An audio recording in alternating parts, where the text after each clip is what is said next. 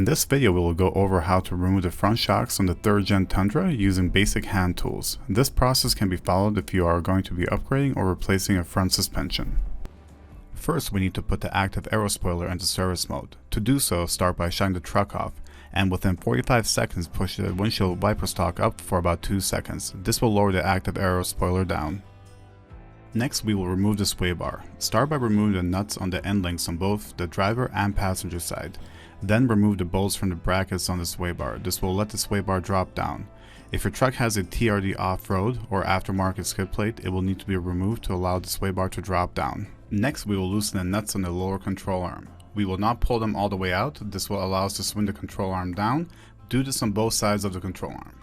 Up next, we are going to remove the nut from the bottom of the shock mount, and we'll pull the bolt out. If the bolt is being stubborn, you can use a ratchet or an impact to zip the bolt out. We will slide a floor jack under the lower control arm to support it.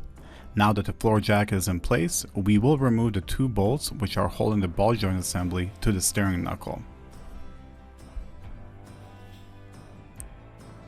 Next up, we will drop down the control arm. This step will allow us to pull out the shock without any fuss. Up next, we will remove the 4 14mm nuts from the top of the shock assembly.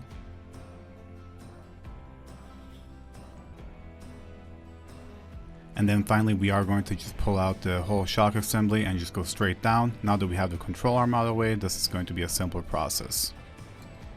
For more 2022 plus Toyota Tundra how-to videos, make sure to subscribe to the YouTube channel, drop us a like on this video, and let us know what other videos you guys want to see.